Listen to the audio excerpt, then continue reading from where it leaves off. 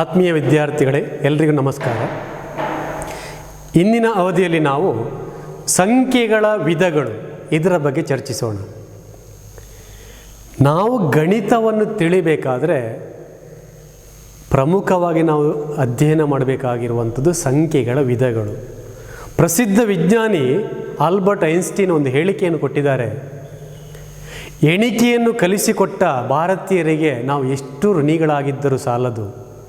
ಎಣಿಕೆಯ ಕ್ರಮ ಇಲ್ಲದೇ ಇರುತ್ತಿದ್ದರೆ ಅರ್ಥಪೂರ್ಣವಾಗಿರುವಂಥ ವೈಜ್ಞಾನಿಕ ಸಂಶೋಧನೆ ಸಾಧ್ಯವಾಗುತ್ತಿರಲಿಲ್ಲ. ಇದು ಐನ್ಸ್ಟೈನ್ ಹೇಳಿರುವಂಥ ಒಂದು ಮಾತು. ಯಾಕೆಂತೇಳಿದರೆ, ನಾವು ಎಣಿಕೆಯನ್ನು ಕಲಿಬೇಕಾದರೆ ಆ ಸಂಖ್ಯೆಗಳ ವಿಧಗಳ ಬಗ್ಗೆ ಮೊದಲು ತಿಳಿಬೇಕು. ಹಾಗಾದರೆ ನಾವೇನು ಮಾಡೋಣ, ಈಗ ಸಂಖ್ಯೆಗಳ ವಿಧಗಳ ಬಗ್ಗೆ ಚರ್ಚಿಸೋಣ. ವಿದ್ಯಾರ್ಥಿಗಳೇ, ನಾನು ಇದನ್ನು ಉದಾಹರಣೆಯ ಮುಖಾಂತರ ನಿಮಗೆ ಹೇಳ್ತಾ ಇದ್ದೇನೆ. ಗಮನಿಸಿ, ಈಗ ನನ್ನ ಕೈಯಲ್ಲಿ ಒಂದು ಚಾಕ್ಲೇಟ್ ಉಂಟಂತ ಯೋಚಿಸಿ.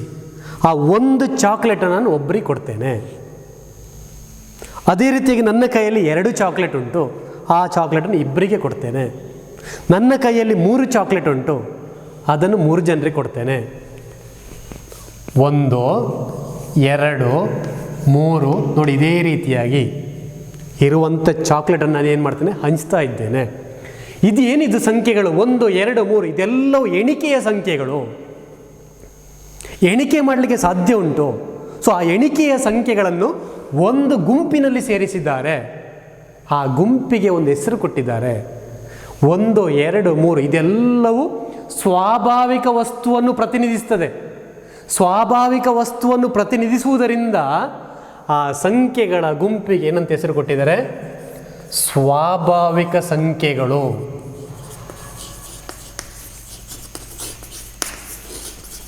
ಏನಂತ ಕರೆದಿದ್ದಾರೆ?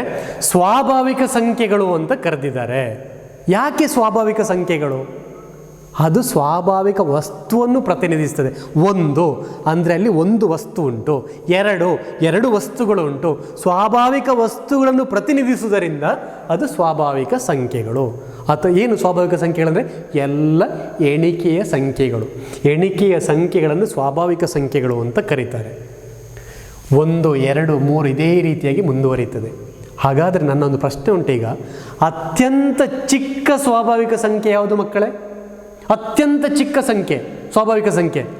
ಅತ್ಯಂತ ಚಿಕ್ಕ ಸ್ವಾಭಾವಿಕ ಸಂಖ್ಯೆ 1. ಇದು ಗಮನಿಸಬೇಕಾದಂಥ ಅಂಶ. ಇನ್ನೊಂದು ಹೇಳ್ತಾ ಇದ್ದೇನೆ. ಸ್ವಾಭಾವಿಕ ಸಂಖ್ಯೆಗಳನ್ನು ಇಂಗ್ಲೀಷ್ನಲ್ಲಿ ನ್ಯಾಚುರಲ್ ನಂಬರ್ಸ್ ಅಂತ ಹೇಳ್ತಾರೆ. ಏನು ಕರೀತಾರೆ? ನ್ಯಾಚುರಲ್ ನಂಬರ್ಸ್ ಅಂತ ಕರೀತಾರೆ. ನ್ಯಾಚುರಲ್ ನಂಬರ್ಸಲ್ಲಿ ಫಸ್ಟ್ ಲೆಟರ್ ಯಾವುದು? ಇಲ್ಲಿ ಎನ್ ಎಂಬುದು ಫಸ್ಟ್ ಲೆಟರ್. ಆದ್ದರಿಂದ ಸ್ವಾಭಾವಿಕ ಸಂಖ್ಯೆಗಳ ಗಣವನ್ನು ಕ್ಯಾಪಿಟಲ್ ಲೆಟರ್ ಎನ್ ಎಂಬ ಸಂಕೇತದಿಂದ ಸೂಚಿಸ್ತಾರೆ. ಹಾಗಾದರೆ ಸ್ವಾಭಾವಿಕ ಸಂಖ್ಯೆಗಳು ಯಾವುದಾಯಿತು? ಎನ್ ಸಮ 1 2 3 ನೋಡಿ, ಈ ರೀತಿಯಾಗಿ ಮುಂದುವರಿಯುತ್ತದೆ. ಇದು ಸ್ವಾಭಾವಿಕ ಸಂಖ್ಯೆಗಳು. ಎಲ್ಲಾದರೂ ಸ್ವಾಭಾವಿಕ ಸಂಖ್ಯೆಗಳ ಗಣ ಅಂತ ಬೇಕಾದರೆ ಅದನ್ನು ಈ ರೀತಿಯಾಗಿ ಸೂಚಿಸ್ತಾರೆ. ಇದು ಸ್ವಾಭಾವಿಕ ಸಂಖ್ಯೆಗಳ ಗಣ. ಹಾಗಾದರೆ ಸ್ವಾಭಾವಿಕ ಸಂಖ್ಯೆಗಳಂದರೆ ಏನು? ಎಲ್ಲ ಎಣಿಕೆಯ ಸಂಖ್ಯೆಗಳನ್ನು ಸ್ವಾಭಾವಿಕ ಸಂಖ್ಯೆಗಳು ಅಂತ ಕರೀತಾರೆ. ಅತ್ಯಂತ ಚಿಕ್ಕ ಸ್ವಾಭಾವಿಕ ಸಂಖ್ಯೆ 1. ಇದನ್ನು ಯಾವ ಸಂಕೇತದಿಂದ ಸೂಚಿಸ್ತಾರೆ? ಎನ್ ಎಂಬ ಕ್ಯಾಪಿಟಲ್ ಲೆಟರ್ ಎನ್ ಎಂಬ ಸಂಕೇತದಿಂದ ಸೂಚಿಸ್ತಾರೆ. ಇದು ಸ್ವಾಭಾವಿಕ ಸಂಖ್ಯೆಗಳು. ಹಾಗಾದರೆ ಸ್ವಾಭಾವಿಕ ಸಂಖ್ಯೆಗಳೆಂದರೆ ಏನು ಮಕ್ಕಳೇ? ಎಣಿಕೆಯ ಸಂಖ್ಯೆಗಳು. ಆ ಎಣಿಕೆಯ ಸಂಖ್ಯೆಗಳನ್ನು ಸ್ವಾಭಾವಿಕ ಸಂಖ್ಯೆಗಳು ಅಂತ ಕರೀತಾರೆ. ಇನ್ನು ಮುಂದಕ್ಕೆ ಯೋಚಿಸಿ. ನನ್ನ ಕೈಯಲ್ಲಿ 3 ಚಾಕ್ಲೇಟ್ ಉಂಟು. ಆ 3 ಚಾಕ್ಲೇಟನ್ನು 3 ವಿದ್ಯಾರ್ಥಿಗಳಿಗೆ ಕೊಟ್ಟೆ. 2 ಚಾಕ್ಲೇಟ್ ಉಂಟು, 2 ವಿದ್ಯಾರ್ಥಿಗಳಿಗೆ ಕೊಟ್ಟೆ. 1 ಚಾಕ್ಲೇಟ್ ಉಂಟು, ಒಬ್ಬನಿಗೆ ಕೊಟ್ಟೆ. ಇನ್ನೆಷ್ಟು ನನ್ನ ಕೈಯಲ್ಲಿ ಉಳಿದಿದೆ? ಯೋಚಿಸಿ. ನೀವು ಹೇಳ್ಬೋದು ಯಾವುದೇ ಚಾಕ್ಲೇಟ್ ಉಳಿದಿಲ್ಲ. ಆದರೆ ನನ್ನ ಕೈಯಲ್ಲಿ ಇನ್ನೂ ಒಂದು ಸಂಖ್ಯೆ ಉಳಿದಿದೆ. ಇನ್ನು ಒಂದು ಉಂಟಲ್ಲಿ. ಯಾವ ಸಂಖ್ಯೆ ಉಳಿದಿದೆ? ಇನ್ನು ನನ್ನ ಕೈಯಲ್ಲಿ ಉಳಿದಿರುವಂಥದ್ದು 0. ಹಾಗಾದರೆ 0ಯನ್ನು ಒಳಗೊಂಡ ಸಂಖ್ಯೆಗಳ ಗಣ ಅದು ಈ ಸ್ವಾಭಾವಿಕ ಸಂಖ್ಯೆಗಳ ಗಣದಲ್ಲಿ ಬರಲಿಕ್ಕೆ ಸಾಧ್ಯ ಉಂಟಾ ಮಕ್ಕಳೇ? 0ಯನ್ನು ಒಳಗೊಂಡ ಸಂಖ್ಯೆಗಳ ಗಣ ಈ ಗುಂಪಿನಲ್ಲಿ ಬರಲಿಕ್ಕೆ ಸಾಧ್ಯ ಇಲ್ಲ. ಯಾಕೆ ಹೇಳಿ? ಇದು ಸ್ವಾಭಾವಿಕ ಸಂಖ್ಯೆಗಳು. ಸ್ವಾಭಾವಿಕ ಸಂಖ್ಯೆಗಳಂದರೆ n 1 2 3 ನೋಡಿ ಈ ರೀತಿಯಾಗಿ ಮುಂದುವರಿಯುತ್ತೆ. ಅದು ಸ್ವಾಭಾವಿಕ ವಸ್ತುವನ್ನು ಪ್ರತಿನಿಧಿಸ್ತದೆ. ಆದರೆ 0 ಎಂಬುದು ಸ್ವಾಭಾವಿಕ ವಸ್ತುವನ್ನು ಪ್ರತಿನಿಧಿಸುವುದಿಲ್ಲ. ಹಾಗಾಗಿ ಈ ಸಂಖ್ಯೆಗಳ ಗುಂಪಿನಲ್ಲಿ ಬರುವುದಿಲ್ಲ. ಅದು ಒಂದು ಸೆಪರೇಟ್ ಗುಂಪು ಬರ್ತದೆ, ಬೇರೆ ಗುಂಪು ಬರ್ತದೆ. ಅದು ಯಾವುದು? 0 1 2 3 ನೋಡಿ ಈ ರೀತಿಯಾಗಿ ಮುಂದುವರಿಯುತ್ತದೆ. ಹಾಗಾದರೆ ಈ ಸಂಖ್ಯೆಗಳ ಗುಂಪಿಗೆ ಏನಂತ ಕರೀತಾರೆ? ಈ ಸಂಖ್ಯೆಗಳ ಗುಂಪಿಗೆ ಪೂರ್ಣ ಸಂಖ್ಯೆಗಳು ಅಂತ ಕರೀತಾರೆ. ಏನು ಕರೀತಾರೆ ಮಕ್ಕಳೇ? ಪೂರ್ಣ ಸಂಖ್ಯೆಗಳು ಅಂತ ಕರೀತಾರೆ. ನೋಡಿ 0 1 2 3 ಇದು ಪೂರ್ಣ ಸಂಖ್ಯೆಗಳು. ಪೂರ್ಣ ಸಂಖ್ಯೆಗಳಿಗೆ ಇಂಗ್ಲೀಷ್ನಲ್ಲಿ ಹೋಲ್ ನಂಬರ್ಸ್ ಅಂತ ಹೇಳ್ತಾರೆ. ಹೋಲ್ ನಂಬರ್ಸ್, ಹೋಲ್ ಅಂದರೆ ಪೂರ್ಣ. ಅಲ್ಲಿ ಫಸ್ಟ್ ಲೆಟರ್ ಬರೋದು ಯಾವುದು ಮಕ್ಕಳೇ? ಅದು W. ಸೊ ಆದ್ದರಿಂದ ಪೂರ್ಣ ಸಂಖ್ಯೆಗಳ ಗಣವನ್ನು W ಎಂಬ ಸಂಕೇತದಿಂದ ಸೂಚಿಸ್ತಾರೆ. ಇದು W. ಸೊ W ಸಮ 0 1 2 3 ಮುಂದುವರಿತದೆ. ಸ್ವಾಭಾವಿಕ ಸಂಖ್ಯೆ ಎಂದರೇನು? ಎಲ್ಲ ಎಣಿಕೆಯ ಸಂಖ್ಯೆಗಳನ್ನು ಸ್ವಾಭಾವಿಕ ಸಂಖ್ಯೆಗಳು ಅಂತ ಕರೀತಾರೆ. ಪೂರ್ಣ ಸಂಖ್ಯೆ ಅಂದರೇನು? 0ಯನ್ನು ಒಳಗೊಂಡ ಎಲ್ಲ ಸ್ವಾಭಾವಿಕ ಸಂಖ್ಯೆಗಳು. ಆ ಗಣವನ್ನು ಏನಂತ ಕರೀತಾರೆ? ಅದು ಪೂರ್ಣ ಸಂಖ್ಯೆಗಳು ಅಂತ ಕರೀತಾರೆ. 2 ಸಂಖ್ಯೆಗಳ ವಿಧಗಳ ಬಗ್ಗೆ ನಾವು ಕಲಿತೆವು. ಮೊದಲನೇದು ಯಾವುದು? ಸ್ವಾಭಾವಿಕ ಸಂಖ್ಯೆಗಳು. ಸ್ವಾಭಾವಿಕ ಸಂಖ್ಯೆಗಳನ್ನು ಹೇಗೆ ಸೂಚಿಸ್ತಾರೆ? n ಎಂದು ಸೂಚಿಸ್ತಾರೆ. ಅತ್ಯಂತ ಚಿಕ್ಕ ಸ್ವಾಭಾವಿಕ ಸಂಖ್ಯೆ ಯಾವುದು? 1. ಎರಡನೇದು ಪೂರ್ಣ ಸಂಖ್ಯೆಗಳು. ಪೂರ್ಣ ಸಂಖ್ಯೆಗಳನ್ನು W ಎಂದು ಸೂಚಿಸ್ತಾರೆ. ಅತ್ಯಂತ ಚಿಕ್ಕ ಪೂರ್ಣ ಸಂಖ್ಯೆ ಯಾವುದು ಮಕ್ಕಳೇ? ಅತ್ಯಂತ ಚಿಕ್ಕ ಪೂರ್ಣ ಸಂಖ್ಯೆ 0. ಇನ್ನು ಮುಂದಕ್ಕೆ ಇನ್ನೊಂದು ಸಂಖ್ಯೆಗಳ ವಿಧ ಹೇಳ್ತಾ ಇದ್ದೇನೆ, ಗಮನಿಸಿ.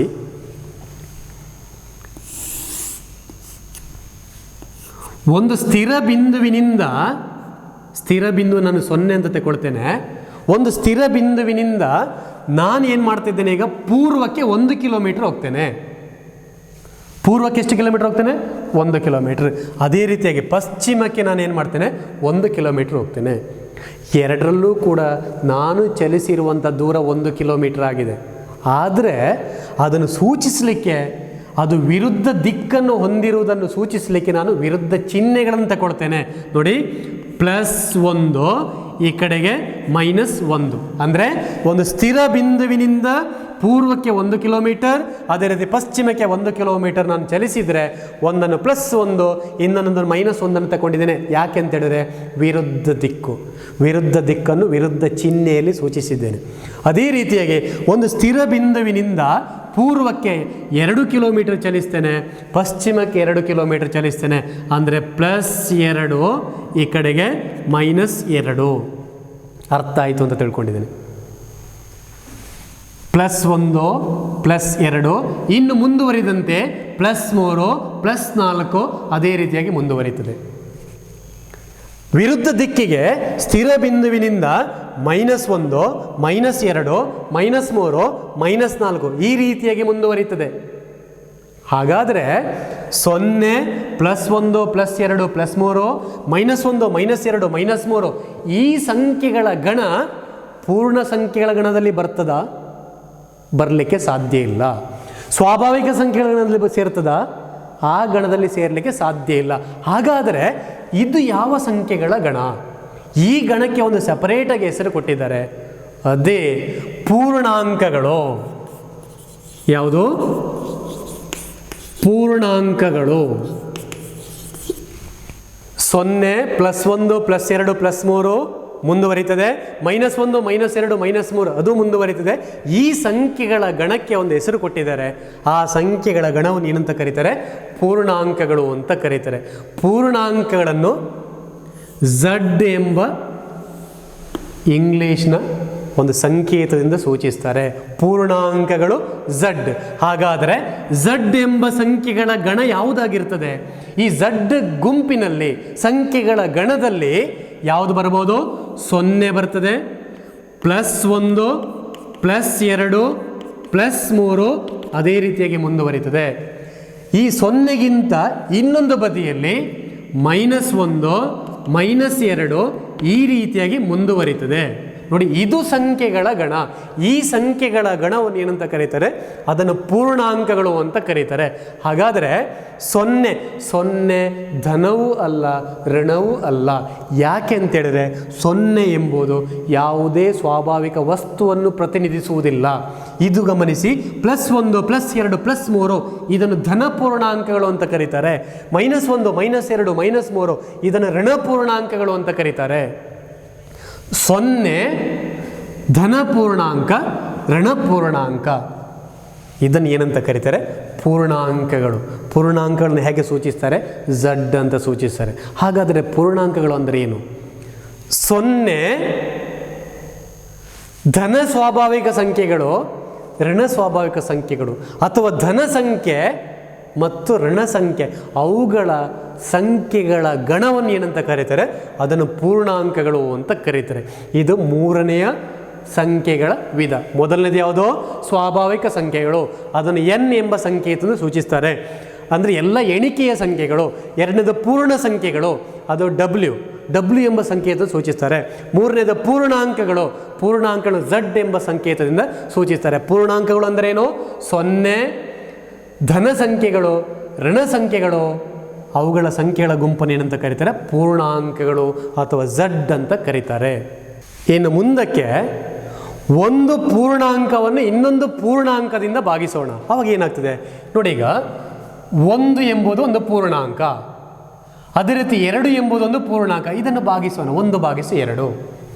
ಇನ್ನೊಂದು 3 ಎಂಬುದು ಪೂರ್ಣಾಂಕ, ಇದನ್ನು 2ರಿಂದ ಭಾಗಿಸೋಣ, 3/2. -1/4 ಇದು ಒಂದು ಪೂರ್ಣಾಂಕ. -1 ಎಂಬುದೊಂದು ಪೂರ್ಣಾಂಕ, 4 ಎಂಬುದೊಂದು ಪೂರ್ಣಾಂಕ. ಒಂದು ಪೂರ್ಣಾಂಕವನ್ನು ಇನ್ನೊಂದು ಪೂರ್ಣಾಂಕದಿಂದ ಭಾಗಿಸಿದ್ದೇವೆ. ಹಾಗಾದರೆ ಇದು ಎಂತಹ ಸಂಖ್ಯೆಗಳು? ಈ ಸಂಖ್ಯೆಗಳು ಈ ಪೂರ್ಣಾಂಕಗಳ ಸಂಖ್ಯೆಗಳ ಗಣದಲ್ಲಿ ಬರಲಿಕ್ಕೆ ಸಾಧ್ಯ ಉಂಟಾ? ಈ ಪೂರ್ಣಾಂಕಗಳ ಸಂಖ್ಯೆಗಳ ಗಣದಲ್ಲಿ ಬರಲಿಕ್ಕೆ ಸಾಧ್ಯ ಇಲ್ಲ. ಇನ್ನೊಂದು ಉದಾಹರಣೆ ಕೊಡ್ತಾ ಇದ್ದೇನೆ. ನನ್ನ ಕೈಯಲ್ಲಿ ಒಂದು ಸೇಬು ಉಂಟಂತ ಯೋಚನೆ ಮಾಡಿ. ಆ ಒಂದು ಸೇಬನ್ನು ನಾನು ಇಬ್ಬರಿಗೆ ಹಂಚಬೇಕು. ಇಬ್ಬರಿಗೆ ಹಂಚಬೇಕಾದ್ರೆ ನಾನು ಏನು ಮಾಡಬೇಕು? ಅದನ್ನು ಸಮ 2 ಭಾಗ ಮಾಡಬೇಕು. ಆವಾಗ ಏನಾಯಿತು? ಪ್ರತಿಯೊಬ್ಬರಿಗೆ ಅರ್ಧ ಸಿಗ್ತದೆ, 2ನೇ 1. ಅದೇ ರೀತಿ ಆ ಒಂದು ಸೇಬನ್ನು ನಾನು 3 ಮಂದಿಗೆ ಹಂಚಬೇಕು. 3 ಮಂದಿಗೆ ಹಂಚಬೇಕಾದ್ರೆ ಏನು ಮಾಡಬೇಕು? ಅದನ್ನು 3 ಸಮ ಭಾಗ ಮಾಡಬೇಕು. 3ರಲ್ಲಿ 1 ಭಾಗ ಪ್ರತಿಯೊಬ್ಬರಿಗೆ ಸಿಗ್ತದೆ. ನೋಡಿ, 2ನೇ 1, 3ನೇ 1, ಇದೇ ರೀತಿಯಾಗಿ ಮುಂದುವರಿತದೆ. ಇದು ಯಾವ ಸಂಖ್ಯೆಗಳು? ಇದು ಪೂರ್ಣಾಂಕಗಳ ಗಣದಲ್ಲಿ ಬರಲಿಕ್ಕೆ ಸಾಧ್ಯ ಉಂಟಾ? ಆ ಪೂರ್ಣಾಂಕಗಳ ಗಣದಲ್ಲಿ ಬರಲಿಕ್ಕೆ ಸಾಧ್ಯ ಇಲ್ಲ. ಹಾಗಾದರೆ ಈ ಸಂಖ್ಯೆಗಳನ್ನು ಏನಂತ ಕರೀತಾರೆ? ಈ ಸಂಖ್ಯೆಗಳನ್ನು ಭಾಗಲಬ್ಧ ಸಂಖ್ಯೆಗಳು ಅಂತ ಕರೀತಾರೆ. ಭಾಗಲಬ್ಧ ಸಂಖ್ಯೆಗಳು ಅಂತ ಕರೀತಾರೆ, ಅಥವಾ ಇಂಗ್ಲಿಷ್ನಲ್ಲಿ ರ್ಯಾಷನಲ್ ನಂಬರ್ಸ್ ಅಂತ ಕರೀತಾರೆ. ಭಾಗಲಬ್ಧ ಸಂಖ್ಯೆಗಳ ಗಣವನ್ನು Q ಎಂಬ ಸಂಕೇತದಿಂದ ಸೂಚಿಸ್ತಾರೆ. ನೋಡಿ, ಭಾಗಲಬ್ಧ ಸಂಖ್ಯೆಗಳನ್ನು ಹೇಗೆ ಸೂಚಿಸ್ತಾರೆ? Q ಎಂಬ ಸಂಕೇತ ಸೂಚಿಸ್ತಾರೆ. ಹಾಗಾದರೆ ಭಾಗಲಬ್ಧ ಸಂಖ್ಯೆಗಳು ಅಂದರೆ ಏನು? ಭಾಗಲಬ್ಧ ಸಂಖ್ಯೆಗಳು ಅಂತೇಳಿದರೆ P/Q ರೂಪದಲ್ಲಿ ವ್ಯಕ್ತಪಡಿಸಬಹುದಾದ ಒಂದು ಸಂಖ್ಯೆ, ಅದನ್ನು ಏನಂತ ಕರೀತಾರೆ? ಭಾಗಲಬ್ಧ ಸಂಖ್ಯೆ. ನೋಡಿ, ಇಲ್ಲಿ 1/2 ಇದು P/Q ರೂಪದಲ್ಲಿ ಉಂಟು. 3/2 ಇದು ಕೂಡ P/Q ರೂಪದಲ್ಲಿ ಉಂಟು. ಆದರೆ ನೀವು ಗಮನಿಸಬೇಕಾದ ಅಂಶ ಏನಂತೇಳಿದ್ರೆ P ಮತ್ತು Qಗಳು ಏನಾಗಿರಬೇಕು? ಪೂರ್ಣಾಂಕಗಳಾಗಿರಬೇಕು. ನೋಡಿ, ಇದು ಯಾವ ಸಂಕೇತ ಸೇರಿದೆ? P ಮತ್ತು Q ಪೂರ್ಣಾಂಕಗಳ ಗಣಕ್ಕೆ ಸೇರಿದೆ ಅಂತ ಅರ್ಥ. ಹಾಗಾದರೆ P ಮತ್ತು Qಗಳು ಏನಾಗಿರಬೇಕು?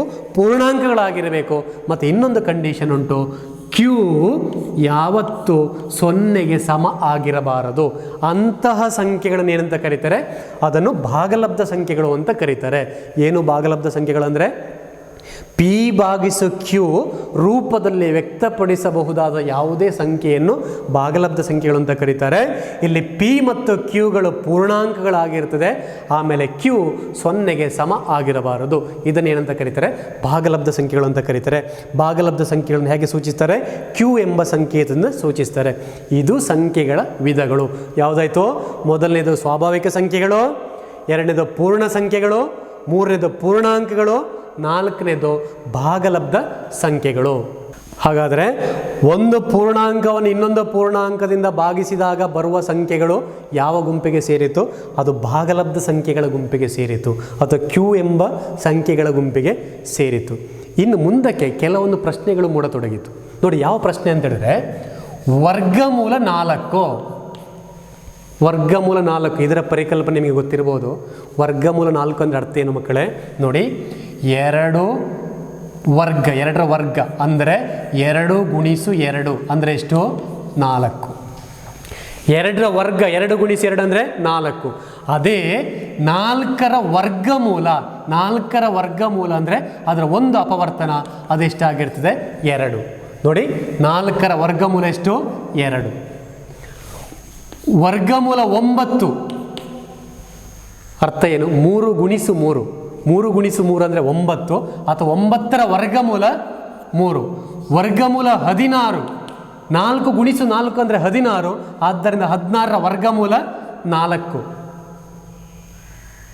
ಹಾಗಾದರೆ ಪ್ರಶ್ನೆ ಏನು? ವರ್ಗಮೂಲ 3 ಇದರ ಬೆಲೆ ಎಷ್ಟು? ವರ್ಗಮೂಲ 5, ವರ್ಗಮೂಲ 7.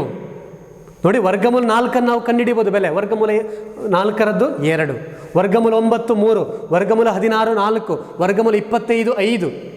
ಆದರೆ ವರ್ಗಮೂಲ 3, ವರ್ಗಮೂಲ 5, ವರ್ಗಮೂಲ 7. ಈ ಸಂಖ್ಯೆಗಳು n ಸ್ವಾಭಾವಿಕ ಸಂಖ್ಯೆಗಳ ಗುಂಪಿನಲ್ಲಿ ಬರಲಿಕ್ಕೆ ಸಾಧ್ಯ ಉಂಟಾ? ಇಲ್ಲ.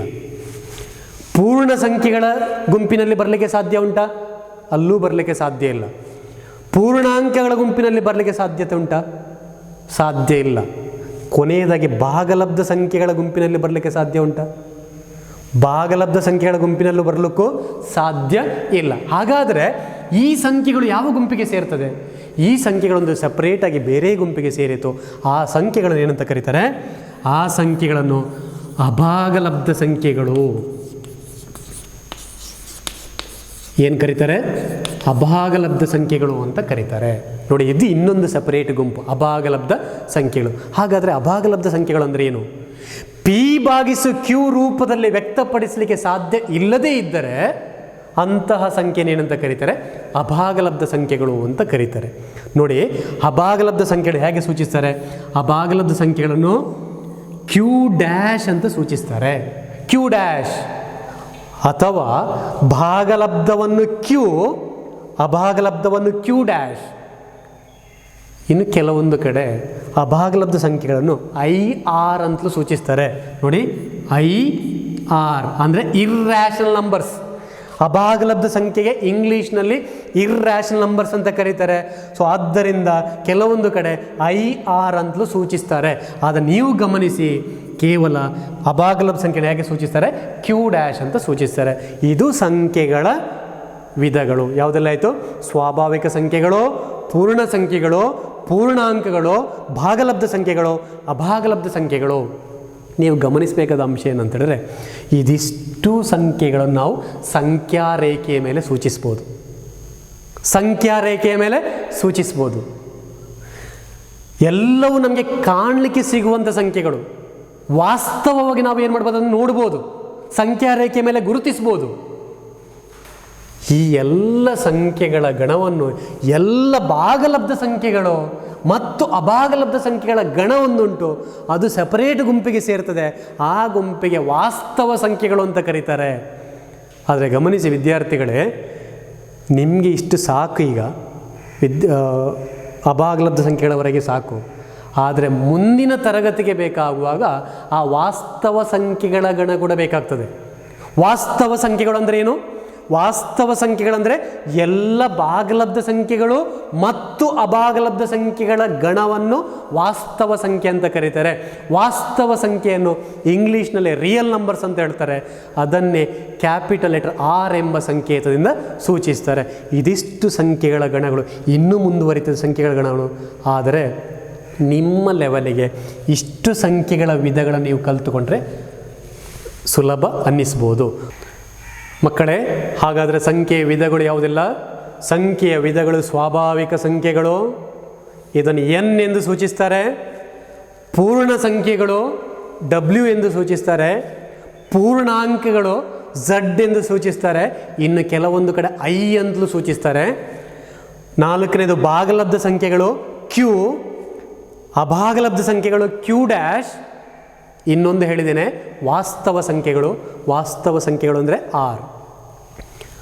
ಒಮ್ಮೆ ನಾವು ಕಲಿತದನ್ನು ಪುನರ್ಮನನ ಮಾಡಿಕೊಳ್ಳೋಣ. ಸ್ವಾಭಾವಿಕ ಸಂಖ್ಯೆಗಳೆಂದರೇನು? ಸ್ವಾಭಾವಿಕ ಸಂಖ್ಯೆಗಳೆಂದರೆ ಎನ್ ಎಂದು ಸೂಚಿಸ್ತಾರೆ. ಸ್ವಾಭಾವಿಕ ವಸ್ತುವನ್ನು ಪ್ರತಿನಿಧಿಸ್ತದೆ. ಎಲ್ಲ ಎಣಿಕೆಯ ಸಂಖ್ಯೆಗಳು, ಎಣಿಕೆಯ ಸಂಖ್ಯೆಗಳು ಸ್ವಾಭಾವಿಕ ಸಂಖ್ಯೆ ಅಂತ ಕರೀತಾರೆ. 1 2 3 4. ನೋಡಿ, ಇದು ಯಾವುದು? ಸ್ವಾಭಾವಿಕ ಸಂಖ್ಯೆಗಳು. ಎಣಿಕೆಯ ಸಂಖ್ಯೆಗಳನ್ನು ಸ್ವಾಭಾವಿಕ ಸಂಖ್ಯೆಗಳು ಅಂತ ಕರೀತಾರೆ. ಇದನ್ನು ಎನ್ ಎಂದು ಸೂಚಿಸ್ತಾರೆ. ಎರಡನೇದಾಗಿ ಪೂರ್ಣ ಸಂಖ್ಯೆಗಳು. 0ಯನ್ನು ಒಳಗೊಂಡ ಎಲ್ಲ ಸ್ವಾಭಾವಿಕ ಸಂಖ್ಯೆಗಳ ಗಣವನ್ನು ಪೂರ್ಣ ಸಂಖ್ಯೆಗಳು ಅಂತ ಕರೀತಾರೆ. ಪೂರ್ಣ ಸಂಖ್ಯೆಗಳನ್ನು ಡಬ್ಲ್ಯೂ ಅಂತ ಸೂಚಿಸ್ತಾರೆ. ಅಲ್ಲಿ ಯಾವುದು ಸೇರ್ತದೆ? 0 ಸೇರಿತು. 0 1 2 3. ನೋಡಿ, ಈ ರೀತಿಯಾಗಿ ಮುಂದುವರಿತದೆ. ಇದು ಪೂರ್ಣ ಸಂಖ್ಯೆಗಳು. ಮೂರನೇದಾಗಿ ಪೂರ್ಣಾಂಕಗಳು. ಪೂರ್ಣಾಂಕಗಳನ್ನು ಝಡ್ ಅಥವಾ ಐ ಅಂತ ಸೂಚಿಸ್ತಾರೆ. ಸೊ ಪೂರ್ಣಾಂಕಗಳಲ್ಲಿ ಯಾವುದೆಲ್ಲ ಬರ್ತದೆ? ಪೂರ್ಣಾಂಕಗಳಲ್ಲಿ 0 ಸೇರ್ತದೆ, ಎಲ್ಲ ಧನ ಸ್ವಾಭಾವಿಕ ಸಂಖ್ಯೆಗಳು ಸೇರ್ತದೆ, ಆಮೇಲೆ ಋಣ ಸಂಖ್ಯೆಗಳು ಸೇರ್ತದೆ. ಅದು ಆ ಸಂಖ್ಯೆಗಳ ಗಣಕ್ಕೆ ಏನಂತ ಕರೀತಾರೆ? ಪೂರ್ಣಾಂಕಗಳು ಅಂತ ಕರೀತಾರೆ. ನೋಡಿ, ಪೂರ್ಣಾಂಕಗಳನ್ನ -3 -2 -1 0 +1 +2 +3. ನೋಡಿ, ಈ ರೀತಿಯಾಗಿ ಮುಂದುವರಿಯುತ್ತದೆ. ಇದು ಪೂರ್ಣಾಂಕಗಳ ಗಣ. ಇದು 0 +1 +2 +3 ಧನ ಪೂರ್ಣಾಂಕಗಳು ಅಂತ ಕರೀತಾರೆ. -1 -2 -3 ಇದನ್ನು ಋಣ ಪೂರ್ಣಾಂಕಗಳು ಅಂತ ಕರೀತಾರೆ. ನೆಕ್ಸ್ಟ್ ಮುಂದಕ್ಕೆ ಬಂದಿರುವಂಥದ್ದು ಭಾಗಲಬ್ಧ ಸಂಖ್ಯೆಗಳು ಅಥವಾ ಕ್ಯೂ. ಕ್ಯೂವನ್ನು ಹೇಗೆ ಬರೀತಾರೆ ನೋಡಿ, -1/2 0 1/2 3/2 ಮುಂದುವರಿತದೆ. ಇದನ್ನೇನಂತ ಕರೀತಾರೆ? ಭಾಗಲಬ್ಧ ಸಂಖ್ಯೆಗಳು. ಭಾಗಲಬ್ಧ ಸಂಖ್ಯೆಗಳಂದ್ರೆ ಏನು? P/Q ರೂಪದಲ್ಲಿ ವ್ಯಕ್ತಪಡಿಸಬಹುದಾದ ಯಾವುದೇ ಸಂಖ್ಯೆಯನ್ನು ಭಾಗಲಬ್ಧ ಸಂಖ್ಯೆ ಅಂತ ಕರೀತಾರೆ. ಇಲ್ಲಿ P ಮತ್ತು Qಗಳೇನಾಗಿರಬೇಕು? ಪೂರ್ಣಾಂಕಗಳಾಗಿರಬೇಕು.